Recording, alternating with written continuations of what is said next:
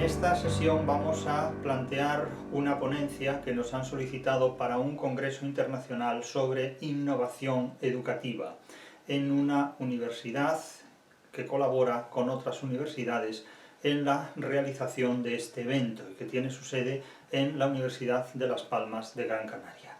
Dentro de este congreso sobre innovación educativa vamos a hablar de 10 cuestiones clave en la docencia telemática desde el punto de vista de la innovación educativa en la enseñanza universitaria del siglo XXI. Este es el tema fundamental al que nos vamos a referir. Es una cuestión enormemente importante porque no solo a mi juicio, sino porque así funciona la realidad, la docencia telemática se ha implantado ya en los sistemas educativos del siglo XXI.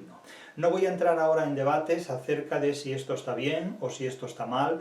No voy a cuestionar los argumentos de quienes consideran que la docencia telemática es inadecuada o es un desacierto, porque lo más importante y lo principal debe seguir siendo la docencia presencial.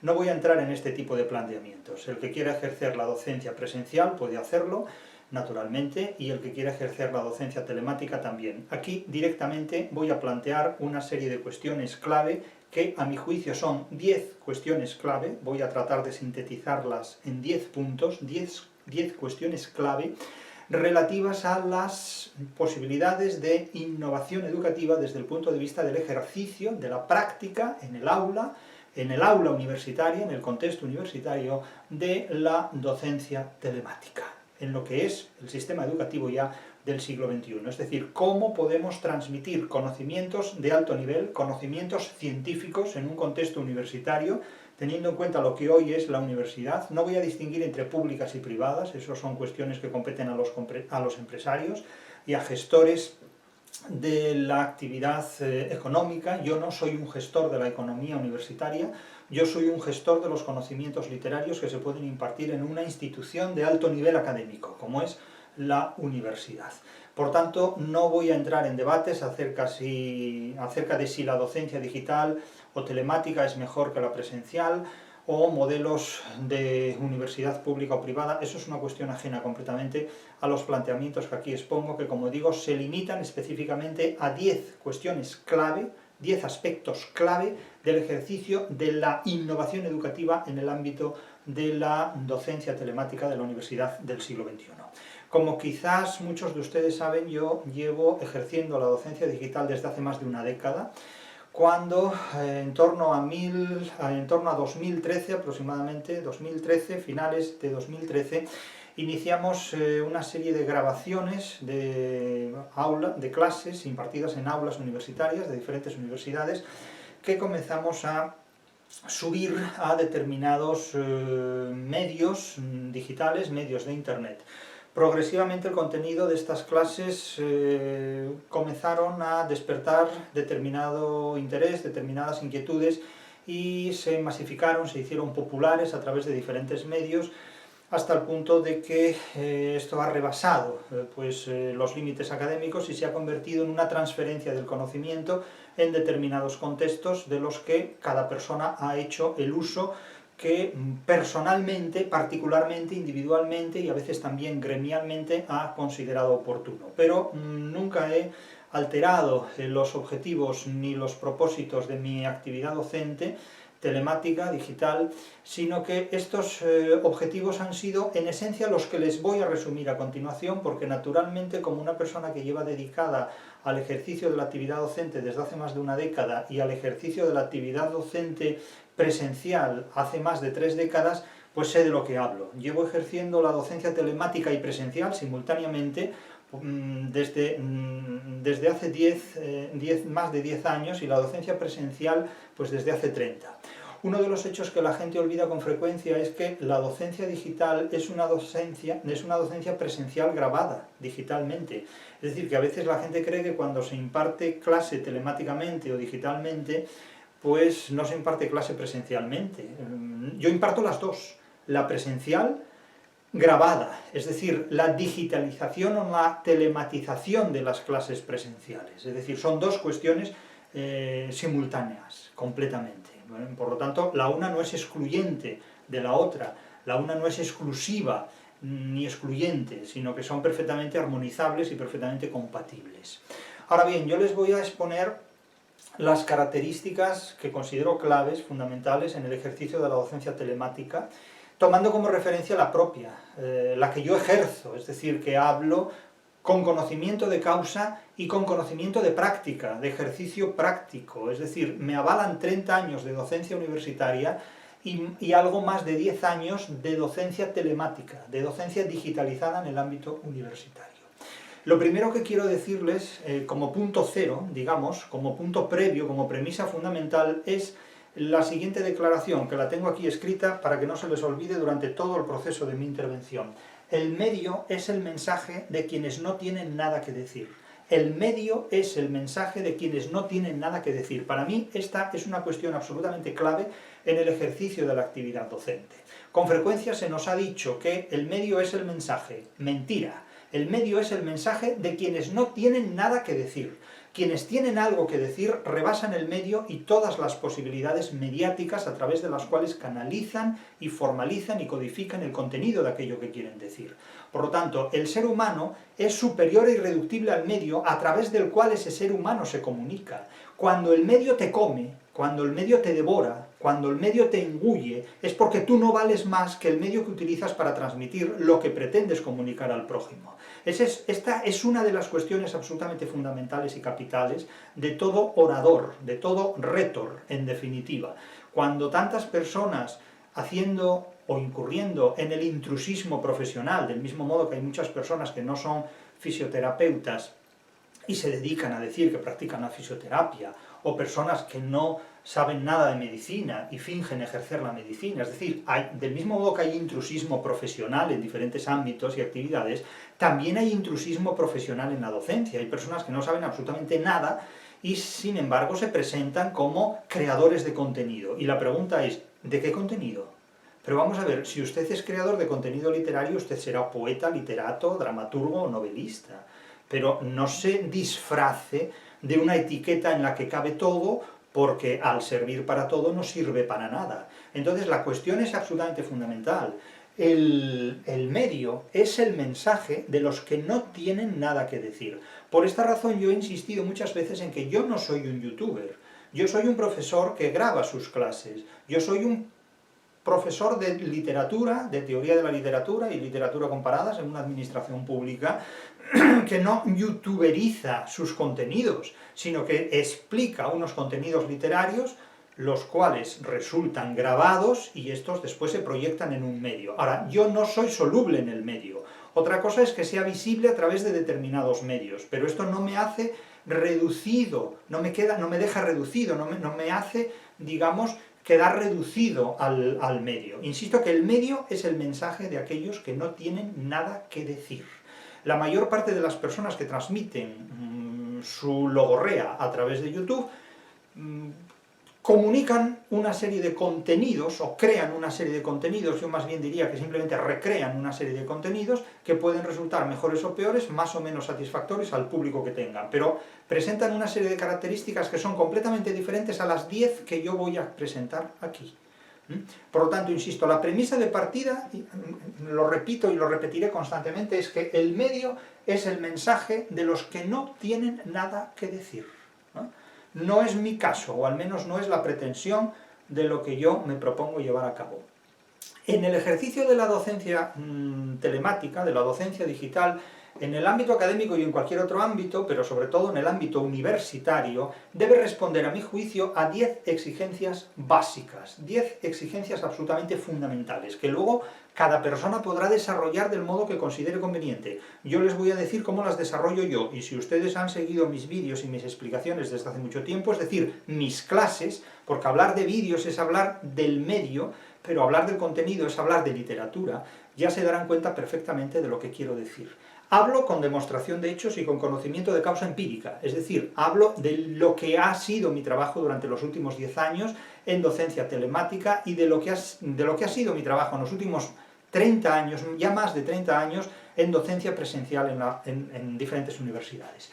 En primer lugar, lo que una persona que graba digitalmente sus clases debe hacer es asegurar de una manera muy rigurosa, la organización sistemática de los contenidos. Es decir, que, y me dirán ustedes, bueno, vaya obviedad. Bueno, obviamente, ¿y qué esperan? ¿Que haga magia? Es decir, ¿cuántas personas son capaces de dar no una clase, sino un contenido anual de clases, o un contenido anual de clases durante 30 años? Manteniendo sistemáticamente una organización rigurosa de todos esos contenidos. Claro, cuando se habla de una organización rigurosa de los contenidos, se habla sobre todo de una argumentación que tiene que ser progresiva, que tiene que ser sistemática, en tanto que las consecuencias a las que conduce esa explicación estén en perfecta consonancia y armonía con las premisas de partida. Es decir, no se puede improvisar, no se puede dejar en manos del azar cualquier tipo de ocurrencia. Cuando se interpreta una sinfonía, se tiene que haber estudiado perfectamente esa interpretación sinfónica. O sea, no se puede improvisar el andante, o el vivace, o el presto, es decir, este tipo de cosas, los ensayos no pueden ser precisamente el estreno. Es decir, que ha de haber una organización perfectamente sistemática de la materia que se pretende comunicar, que ha de estar muy contrastada con contextos académicos y metodológicos muy amplios.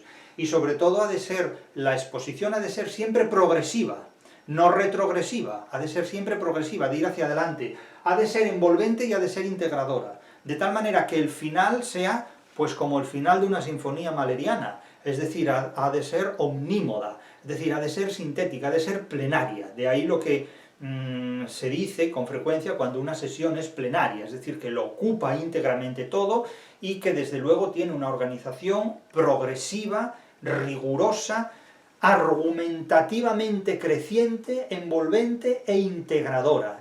No puede quedar nada sin explicar. Y desde luego, la palabra clave aquí es que la docencia ha de ser siempre sistemática. Y por supuesto abierta, no hablo de sistemas cerrados. El cierre de un sistema es una ficción completamente, es una pretensión filosófica, ninguna ciencia está cerrada, ni clausurada, ni nada por el estilo. Es decir, las ciencias son metodologías en constante movimiento, y que además no responden nunca a criterios de exactitud. Dicho sea de paso, el criterio de exactitud es una ilusión filosófica. No hay nada exacto, ni en la matemática, ni en la medicina, ni en la música hay absolutamente nada exacto. Por lo tanto, el afán por la exactitud es una herencia, es un prejuicio filosófico, es decir, es una herencia de la filosofía inoculada en las ciencias, en definitiva. Y la culpa de ello la tienen sobre todo los filósofos, que siguen insistiendo en un afán de precisión y de exactitud que no existe en ninguna parte. El ser humano es inexacto por naturaleza, y la exactitud es una ilusión cognoscitiva, completamente, es una miopía, es una hipermiopía gnoseológica, en definitiva. Sí ha de ser sistemático, la organización de la docencia ha de ser siempre sistemática, y la telemática mucho más, porque no siempre se permite una interacción pública que lo aclare. Tengan en cuenta que cuando se expone telemáticamente un contenido y de manera asincronizada o asíncrona, uno tiene que hablar como un disco, es decir, sin interrupciones, sin anacolutos, sin solecismos en la medida de lo posible, lo cual a veces no es fácil porque depende a la velocidad con la que uno hable. Tengan en cuenta que si se habla muy rápido, en una hora se puede decir el doble o el triple de lo que dice una persona que habla muy lentamente. El triple de lo que puede hablar una persona si habla muy despacio, en definitiva. De tal manera que la potencia locutiva es absolutamente fundamental a la hora de sostener argumentaciones en público y telemáticamente, porque ya les digo, ustedes tienen que hablar como un disco, es decir, tienen que hablar constantemente, sin interrupciones, mientras que la docencia presencial permite establecer pausas donde tal vez los alumnos pueden tomar la palabra en un momento dado y el locutor, por así decirlo, el profesor puede hacer pausas, pero en la docencia telemática, grabada, digitalizada, no pueden permitirse pausas fácilmente. Es decir, la organización expositiva de un contenido no puede decaer, es una auténtica dramatización, es decir, ustedes tienen que convertirse en un personaje al que el ser humano real dé vida y dote de una vitalidad que mantenga constantemente viva la atención, porque es que si no se les muere el personal. Y además, no puede haber conocimiento vivo ante oyentes muertos. Es decir, el hablante nunca puede matar de aburrimiento al oyente, porque eso es el mayor delito del hombre, con permiso de Calderón. Es decir, que la organización sistemática y argumentada de una serie de conocimientos que tienen que sostenerse como si fuera un redoble de tambor hasta el final es absolutamente fundamental. Pero esto solo lo proporciona un conocimiento muy solvente de la materia. Y por supuesto, tienen que disponer de los recursos de la retórica clásica, una dispositio muy bien organizada, a partir de una inventio, es decir, de unos contenidos y de una capacidad locutiva fundamental, y por supuesto la memoria y la actio. Sin memoria no van ustedes a ninguna parte, eso ya os lo digo. Como no tengan una buena memoria para ser capaces de organizar con un buen procesador mental todos los conocimientos que pretenden argumentar, dedíquense a otra cosa directamente. Entonces toda esta educación que se dice, no, de la que se habla hoy, en la que se dice, no vamos a torturar a los alumnos haciéndoles ejercitar la memoria, bueno, pues nada, que no se aprendan ni siquiera los números. Entonces cuando les enseñen ustedes a contar, díganles 1, 2, 3, etcétera, y ya está, y de esa manera no les perturban la memoria, de tal manera que cuando tengan que hacer una multiplicación, pues no identificarán ni siquiera los números del teclado de una calculadora, pero bueno, eso es otro problema.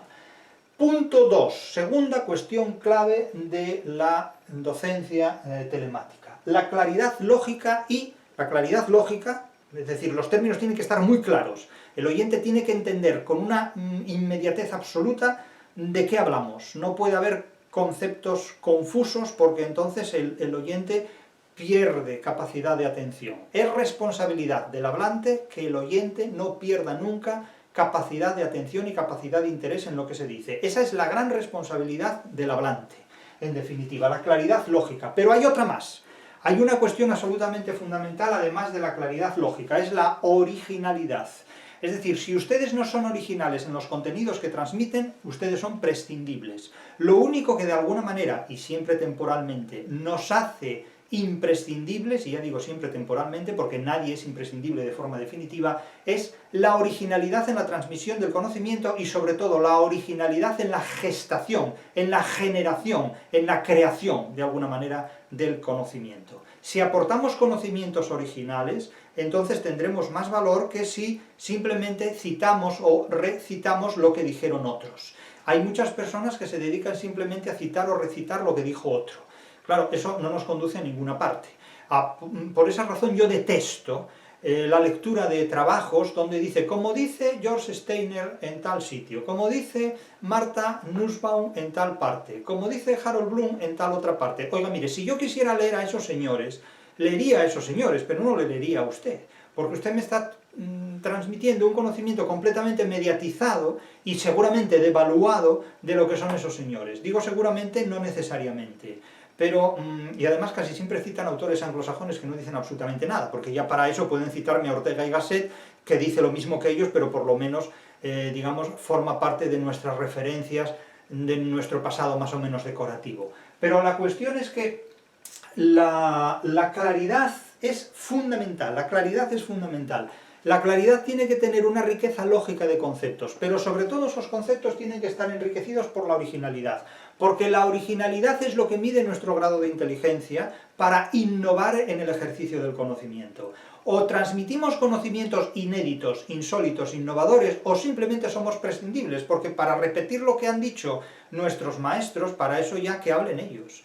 Es decir, porque cuando la gente dice, bueno, es que como dijo fulano, como dijo fulano, como dijo fulano, pero vamos a ver, usted que está ventrilocuado por fulano ya murió hace 1, 2, 3, 4, 5 décadas o 2 o 3 siglos, y parece que usted es un medium a través del cual habla fulano. O sea, pero vamos a ver, vivimos en el siglo XXI, y me está usted diciendo, como dijo Platón ¿a quién? ¿A los habitantes del siglo XXI? Hombre, me transmite usted una filosofía de hace 25 siglos que resulta incompatible con la modernidad, ¿no?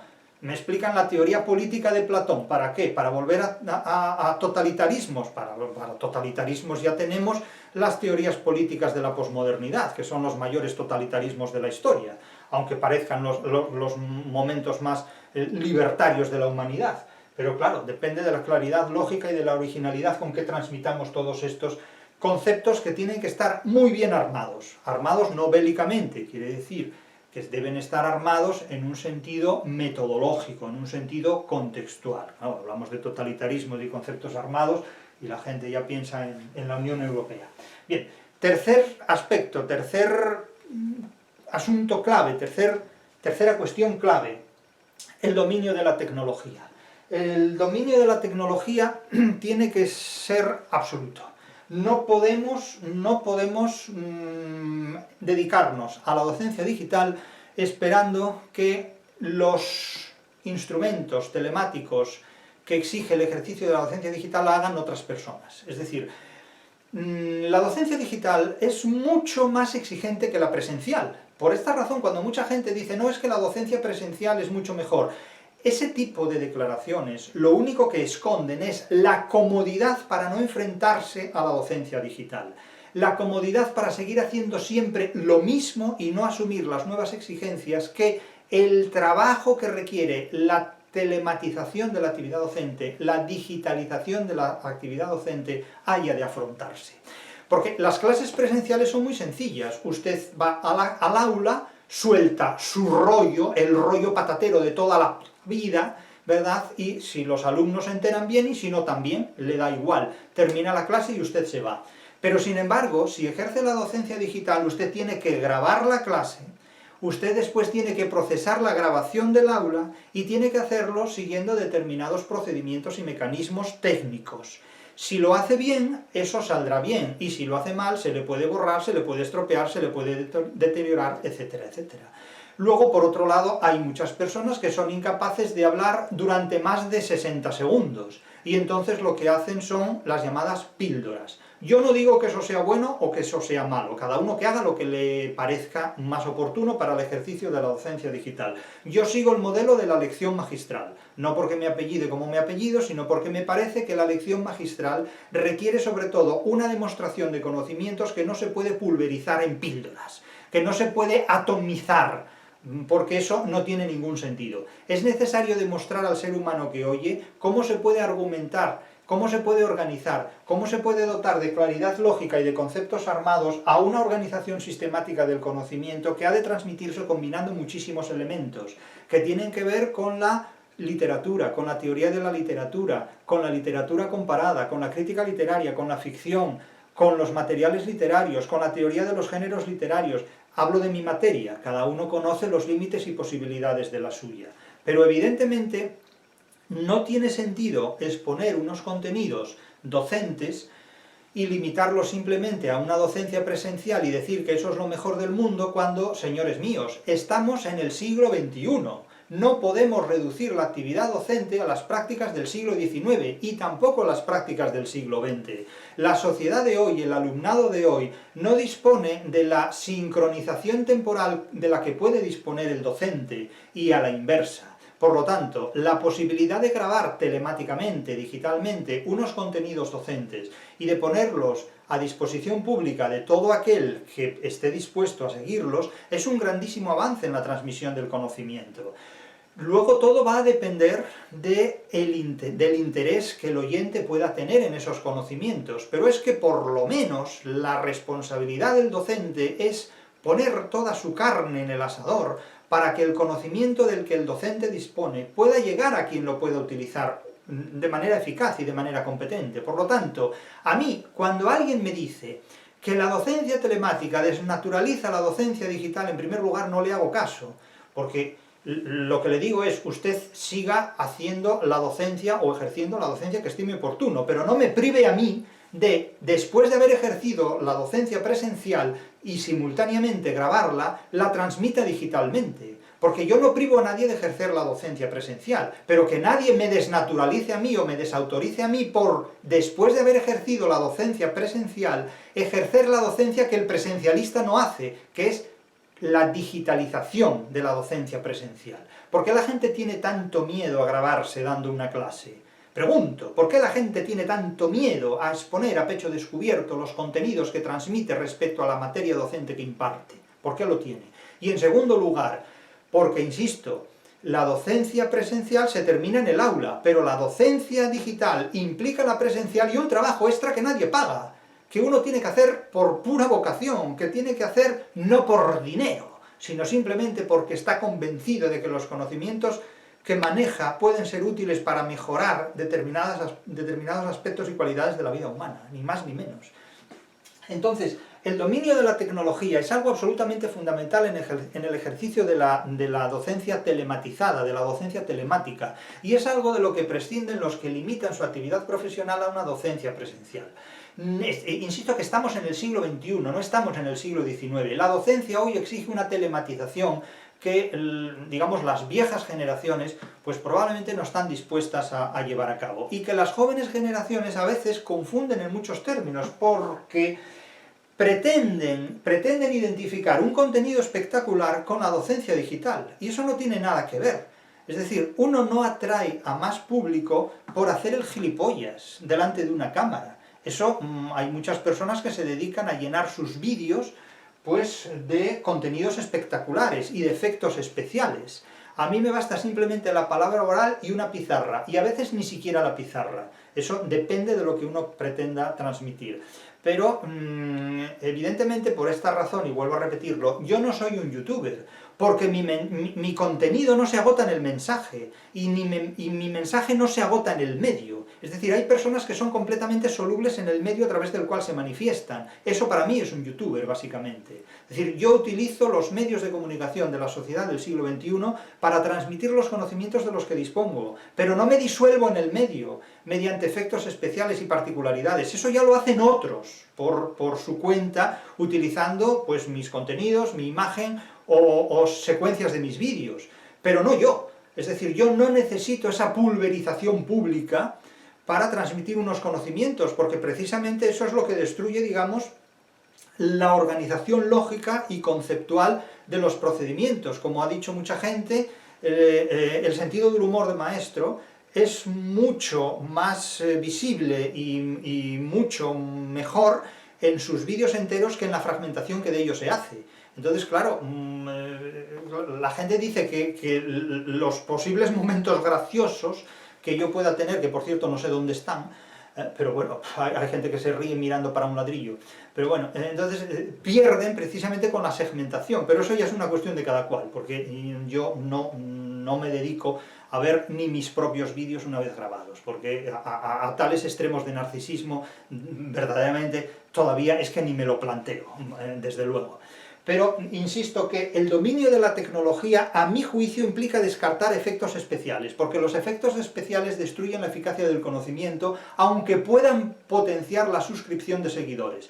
Pero es que el conocimiento no se desarrolla en función de los seguidores, más bien se suele devaluar. A cuantas más personas se llegue, peor puede resultar la transferencia de ese conocimiento. Por eso, detrás de la transferencia del conocimiento hay muchas falacias, porque no siempre el conocimiento que se transfiere es precisamente, digamos, lo mejor que se puede transferir. Es decir, hay muchas concesiones a la hora de transferir el conocimiento. Yo no hago ninguna. Yo no me adapto al público. Es el público, si quiere, el que se adapta a mí, y si no, que me deje en paz. Yo no hablo para tener seguidores, yo hablo para que la literatura tenga valor. Yo no hablo para ser más o menos famoso ni popular, porque la fama consiste en que hablen de ti quienes no te conocen de nada. Por eso digo que yo no soy un youtuber y usted no sabe nada sobre mí, como he expuesto en mi libro Una filosofía para sobrevivir en el siglo XXI. Es decir, no se puede hablar para obtener seguidores, hay que hablar para que la ciencia tenga un valor. En mi caso, para que la literatura tenga un valor del que carece en estas sociedades en las que estamos y del que carece incluso en las propias instituciones universitarias. Cuarta cuestión, la producción textual y la producción audiovisual.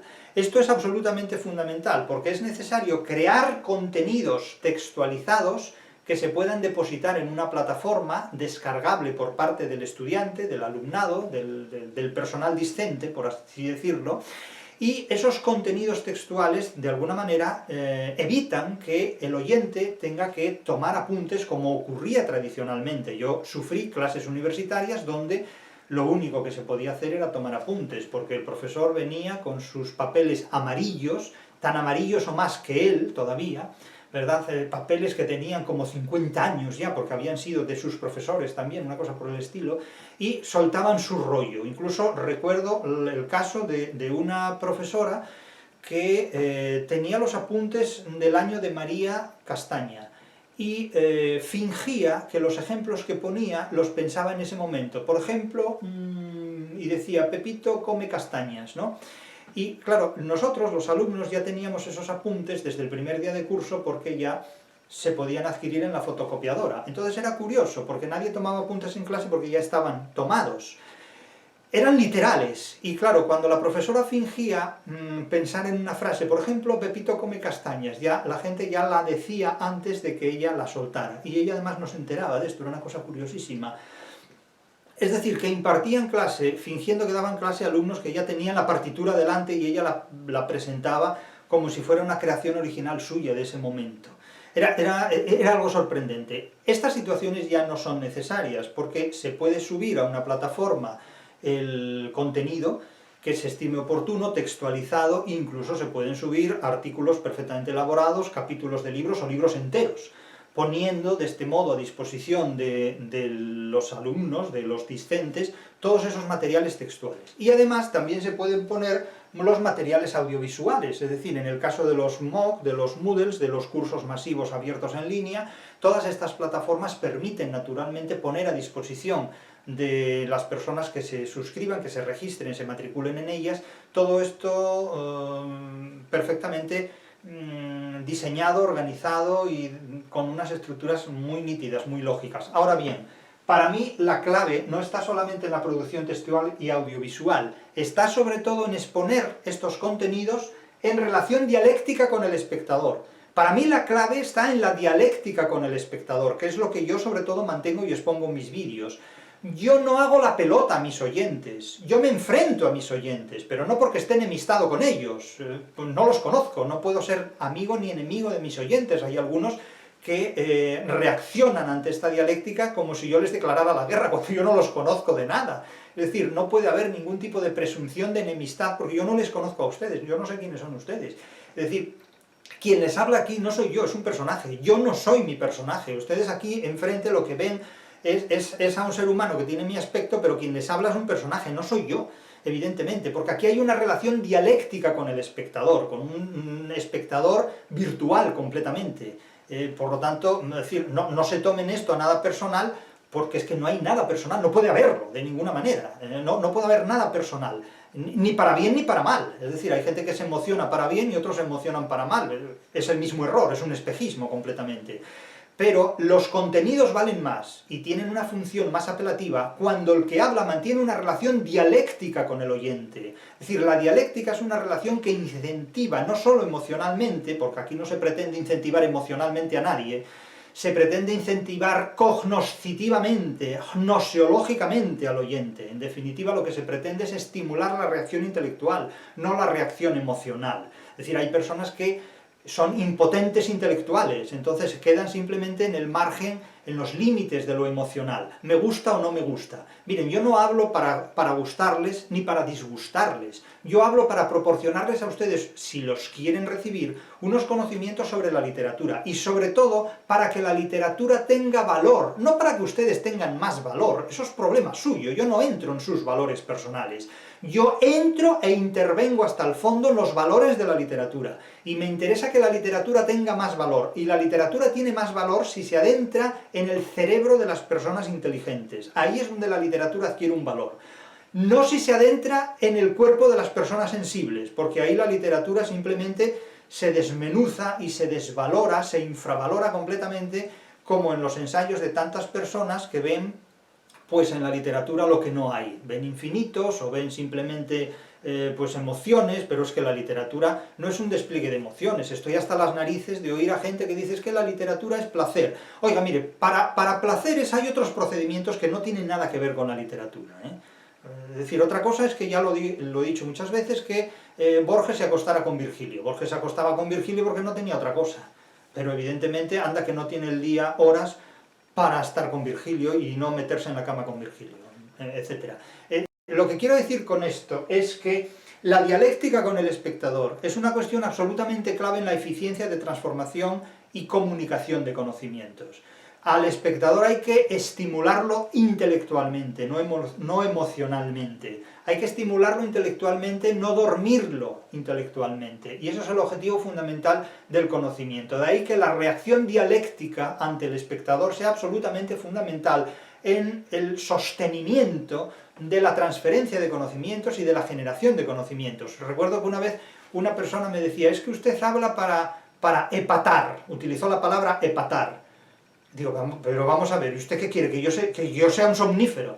Pero vamos a ver, yo no practico la crítica soporífera, ni la crítica sonajero. En plan, tenía razón Mallarmé cuando una vez se rascó la nariz. O como aquel que me decía, mire, profesor, es que yo estoy leyendo a Platón, y Platón dice que hay que tocarse las narices todos los días a las 5 de la mañana durante 7 minutos seguidos para ser inteligente. Y yo llevo haciendo esto durante 2 semanas y sigo siendo tan burro como era antes. Digo, bueno, macho, pues el problema no lo tiene Platón, el problema lo tienes tú, evidentemente. Y bueno, en realidad no les dices nada a este tipo de personas, pero es que son así, ¿no? De decir, mire, vaya usted a leer a George Steiner y déjeme en paz. Y siga rascándose las narices todos los días a las 5 de la mañana a ver si así se entera de algo más. Pero eso es otra cosa. Es decir, la relación dialéctica con el espectador es absolutamente fundamental. Uno no habla de literatura para ser un somnífero de la literatura o para ser un analgésico cerebral, sino para ser todo lo contrario. Uno tiene que ser una ortiga con el cerebro del prójimo para que de esta manera se estimule. Es decir, tiene que ser una hormona cognoscitiva, en definitiva. Quinta cuestión, la gestión del tiempo del estudiante. La gestión del tiempo del receptor. Eso es una cosa que compete exclusivamente al receptor. ¿Pero qué ocurre? Ocurre que la docencia presencial limita enormemente el tiempo y el espacio. Hay que estar en un determinado lugar y hay que comprometerse temporalmente, sin interrupciones posibles. Entonces, claro, puede ser un aburrimiento impresionante. Sin embargo, la docencia telemática es una docencia a la carta. Cada uno puede escoger el momento y el lugar en el que asume ese ejercicio y esa actividad docente. Pero es que hay algo más importante, y es que, desde el punto de vista de la docencia telemática, el acto por parte del receptor es doblemente voluntario. Es decir, no solo el receptor escoge el momento y el lugar para asumir, para integrar, para prestar atención a la docencia digital, sino que además el propio receptor es el que decide durante cuánto tiempo lo hace. En cualquier momento lo puede interrumpir.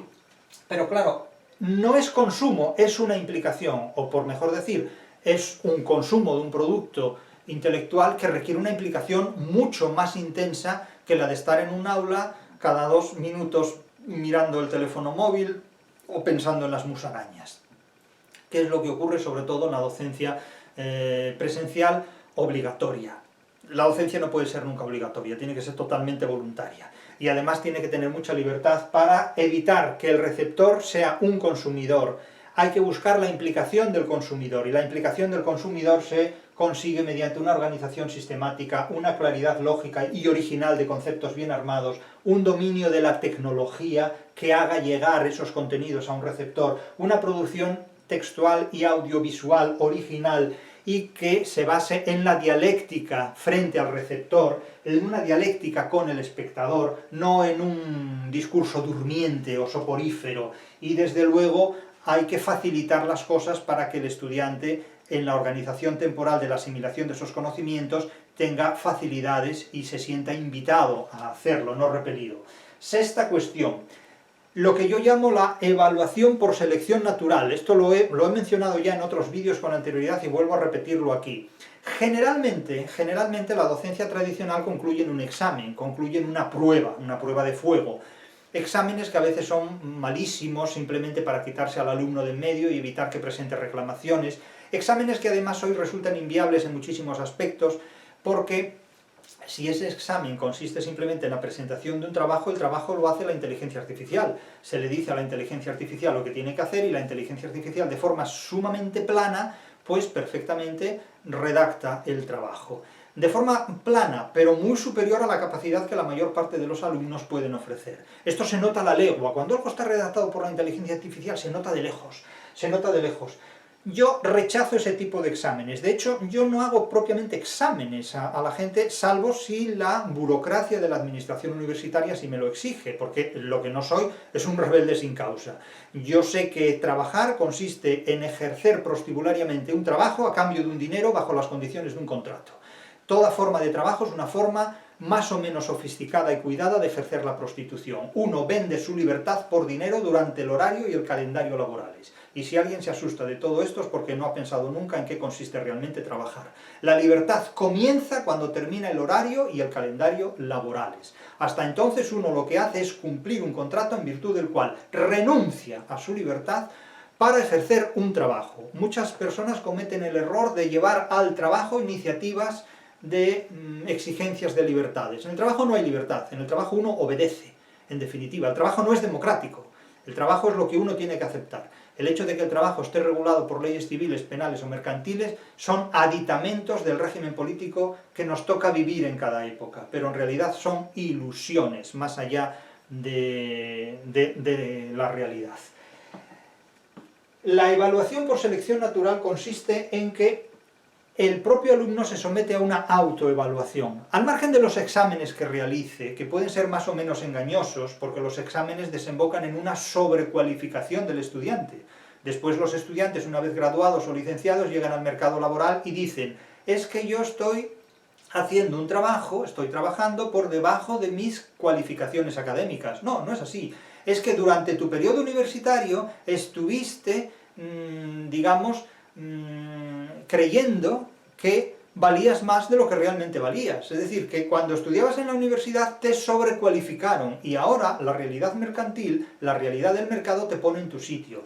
No es que trabajes en un trabajo que esté por debajo de tus posibilidades o cualificaciones. Es que en la universidad estabas muy por encima de lo que valías. Las notas que sacaste no te corresponden en realidad. Las notas que sacaste son un idealismo intelectual. Tú no vales lo que dicen tus notas, tú vales lo que dice el mercado. El mercado es la aguja que verdaderamente indica en el ranking de tus competencias humanas lo que vales, no las notas de la universidad. No te engañes a ti mismo. Las notas son una falacia completamente. Si crees que las notas tanto de la enseñanza primaria como la de la secundaria y de la universidad dicen lo que vales, estás muy equivocado. Lo que vale realmente te lo va a decir el mercado cuando te pongas a trabajar. Ahí es donde la vida te va a situar en el lugar que te corresponde, y ahí es donde vas a tener que luchar, no contra profesores, sino contra jefes.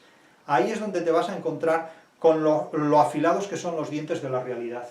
Por lo tanto, yo planteo en mi docencia telemática una autoevaluación, es decir, no hay propiamente exámenes, insisto, más allá de los que ponga la administración, pero los que pone y exige la administración son totalmente engañosos. No hay exámenes, no hay conductismo, ni tampoco hay resultados cuantitativos, no, sino que hay resultados cualitativos. La mejor evaluación es la autoevaluación que es capaz el propio ser humano de exigirse a sí mismo. Claro, ahí los anancásticos son los que obtienen los mayores resultados. Los anancásticos son aquellos que están de alguna manera obsesionados por la perfección de los resultados y por realizar trabajos que a veces no siempre se terminan porque están en constante proceso de perfeccionamiento. El gran problema de los anancásticos es que nunca acaban de hacer un trabajo, eso nos ocurre muchas veces, siempre queremos perfeccionarlo y hay que ponerse unos límites. La realidad te impone esos límites, ya no queda más remedio que asumirlos. Pero lo que quiero decir con esto es que el proceso de selección natural lo determina la realidad y el enfrentamiento dialéctico con la realidad, porque el enfrentamiento con un interlocutor, telemáticamente hablando, es un enfrentamiento virtual, no deja de ser un juego, una representación relativamente teatral, porque ya les digo a ustedes que lo que tienen delante es un personaje. Yo no soy mi personaje, yo no soy mi vida real como soy en los vídeos, eso sería absolutamente insoportable, completamente. Ustedes no me conocen a mí en mi vida personal, no saben nada de mí, absolutamente. No saben nada, se lo imaginan aparte de los vídeos, yo no tengo nada que ver con el personaje que les habla aquí, en definitiva.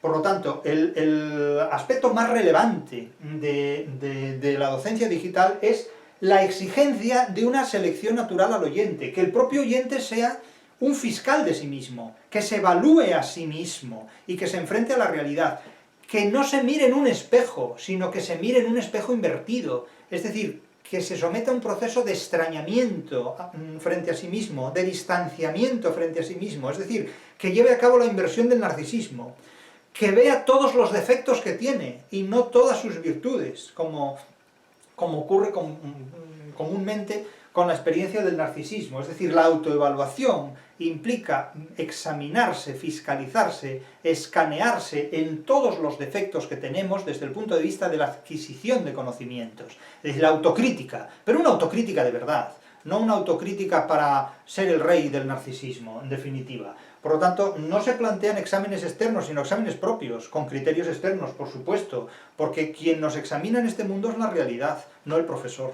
Es el mercado laboral, no nuestro profesor, no la universidad. La universidad no deja de ser más que un centro de entrenamiento, un gimnasio, como lo llamaban los griegos, en definitiva.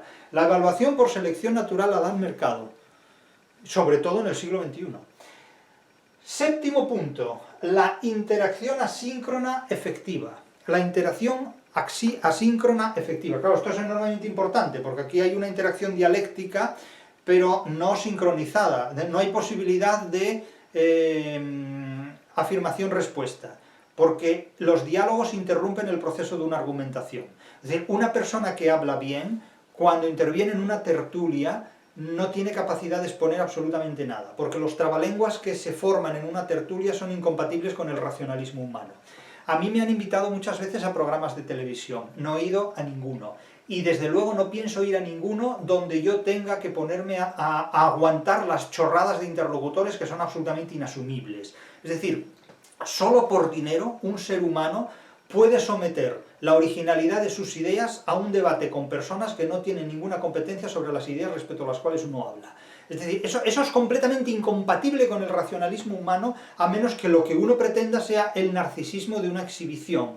Es decir, solo los sofistas se encuentran cómodos en debates televisivos. Eso no tiene absolutamente nada que ver con una persona inteligente, porque eso es estropear una argumentación, ponerse a debatir con quien realmente no tiene nada que decirnos sobre el tema. Eso es muy espectacular, eso es muy teatral, eso puede resultar muy entretenido, eso es un espectáculo circense, pero eso no aporta nada útil respecto al conocimiento de ninguna materia, de ninguna disciplina. Eso se da sobre todo en el terreno de la política y del deporte, del fútbol, sobre todo, como el rey de los deportes, y sobre todo en el ámbito de la política, donde la gente se parte los morros hablando de soluciones políticas que cada día son nuevas y distintas, dicho sea de paso. Pero aquí lo que planteamos es una interacción asíncrona y efectiva. Ustedes saben que yo no tengo comentarios en los vídeos, porque yo lo que tengo que decir lo digo en el vídeo, no tengo nada que hablar después. Yo no expongo para tener razón, no expongo para quitar la razón a nadie, yo expongo una serie de ideas para transmitir unos conocimientos sobre la literatura y para demostrar un sistema organizado de ideas sobre la literatura. Si ustedes lo quieren bien y si no lo quieren también bien. Es decir, a mí no tienen por qué preguntarme absolutamente nada. Puedo responder dudas puntuales o cuestiones puntuales que me hagan, pero es que no pienso discutir nada. Si ustedes piensan de forma diferente a como yo pienso, pues sean muy felices con sus pensamientos, porque yo no pretendo hacer proselitismo, yo no pretendo convencerles a ustedes de que piensen como yo les expongo mi sistema de pensamiento, por si lo quieren utilizar, por si lo quieren tomar en serio, por si quieren hacer chistes con ello, es decir, unos hacen chistes, otros hacen memes, otros hacen tesis doctorales, otros lo utilizan para leer el Quijote. Es decir, cada uno utiliza lo que hacemos en función de lo que les dé la gana o de sus capacidades. Pero no es mi propósito hablar de literatura para que ustedes sean virtuosos, para que ustedes no cometan pecados, para que ustedes cumplan con idearios de una religión, de una filosofía, de un partido político. Eso ya es cosa suya y de ustedes. Eso ya son invenciones que ustedes añaden a mayores. Yo hablo de literatura para exponer unos conocimientos sobre los materiales literarios y que cada persona utilice como les venga conveniente. Entonces hay personas que lo utilizan pues para hacer vídeos sobre mí y a ver si de esta manera tienen más o menos seguidores. Hay otros que se desgañitan llevándome la contraria, como si a mí me importara que me llevaran la contraria. Pues sigan ustedes haciendo la publicidad que quieran, es decir, a mí que me cuentan, en definitiva. Ahora, no pretendan que yo me ponga a hablar con ustedes sobre cuestiones que tengo absolutamente claras, porque es que eso no me interesa. O sea, a mí ustedes no me interesan, así de simple. A mí me interesa la literatura. Por lo tanto, la interacción será asíncrona, ya que yo no estoy en foros ni tengo redes sociales ni nada por el estilo. Es decir, las redes sociales las han montado otras personas con la finalidad que estimen oportuna y es cosa de ellas. No tengo nada que ver. No hago comentarios, no participo en foros, mantengo una relación dialéctica con un destinatario virtual, evidentemente, con un oyente imaginario, pero realmente no, porque yo no conozco a ninguno de ustedes, ni sé cómo piensan ustedes, ni tampoco es asunto mío saber cómo piensan ustedes. A mí, insisto, me interesa la literatura, no me interesan ustedes, así de sincero.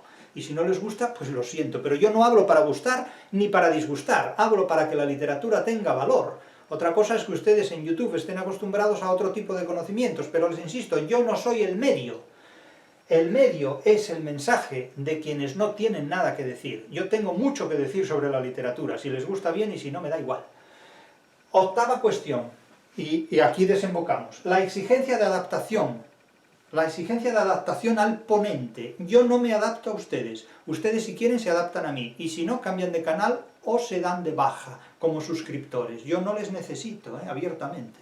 Es decir, la exigencia de adaptación al ponente es un signo de calidad de lo que se dice, no un signo de sumisión o de prostitución al oyente, porque la principal manifestación de respeto hacia el que escucha es ofrecerle contenidos de calidad, y es exigirle una adaptación, no tanto al oyente, cuanto a los contenidos de calidad que supuestamente emite este oyente.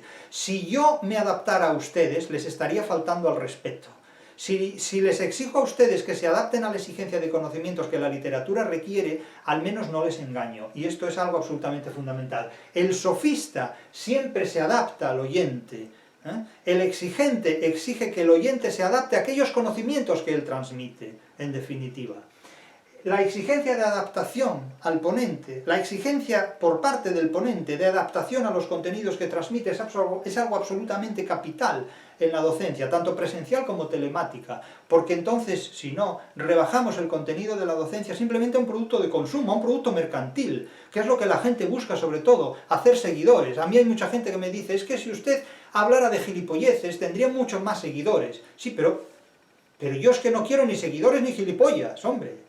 Yo lo que quiero es hablar de literatura, es que ustedes no lo entienden, es que ustedes a mí me tratan a veces como si yo fuera un youtuber. Y yo soy Jesús Maestro, coño.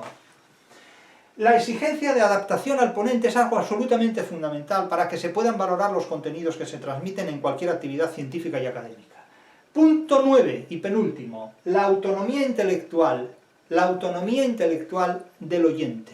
Cuando alguien se dirige a un interlocutor en relación dialéctica, es porque le reconoce una independencia intelectual, y eso es algo absolutamente fundamental. Si yo tratara de seducirles a ustedes como un sofista para convencerles con argumentos falsos, les estaría engañando. Y eso es lo que yo jamás me voy a permitir, porque nadie que pretenda transmitir conocimientos científicos se puede permitir una cosa así. La autonomía intelectual es la negación de la adhesión. No se puede hacer proselitismo. La ciencia no es democrática. La ciencia no es una Celestina, la ciencia no es el arte del proselitismo, la ciencia es una competencia de no adhesión, es cuestionar lo que se oye y mantener una relación dialéctica con el interlocutor, con el ponente, en definitiva. Pero hacerlo con el ponente no es hacerlo personalmente, es decir, hay personas que critican mi obra y critican mi persona, o critican mi obra o critican mi persona. Es decir, se pueden errarse las dos críticas, es decir, pero si mi obra a ustedes no les necesita y mi persona menos. Entonces, claro, yo comprendo que pueda ser la obsesión de algunas personas, pero eso se resume en una frase: la envidia es la forma más siniestra de admiración. La autonomía intelectual es uno de los aspectos fundamentales, y no por ser el número 9 es menos importante que otros, es uno de los aspectos absolutamente fundamentales en la generación, transmisión y difusión del conocimiento. La autonomía intelectual del oyente, la negación de la adhesión del oyente. Yo no quiero que ustedes piensen como yo, porque para dar fuerza a mis argumentos no les necesito ni a ustedes, ni a Einstein, ni a Aristóteles, absolutamente, vamos, en absoluto, completamente. La autonomía intelectual es sagrada en la administración del conocimiento científico. Punto 10 y último, y quizás el más importante de todos, la máxima calidad científica. La máxima calidad científica siempre se orienta a romper esquemas previos. Si no se puede romper un esquema previo es porque no se puede superar la máxima calidad científica hasta entonces vigente.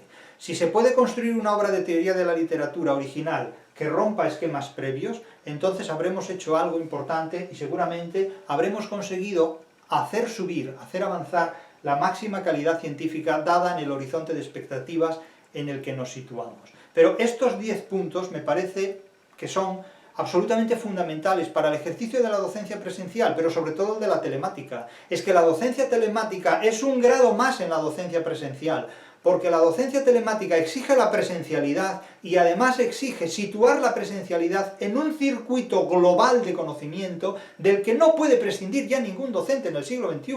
Es que ustedes no son unos docentes profesionales si no son capaces de hacerse compatibles y de hacer avanzar la digitalización de los contenidos académicos y de los contenidos universitarios. El futuro de la universidad pasa por contenidos científicos de calidad y por su experiencia digitalizada. Sin docencia telemática no hay futuro. Esto es algo absolutamente fundamental y les advierto de la clave absoluta de todo esto. El medio es el mensaje de quienes no tienen nada que decir. No somos un youtuber.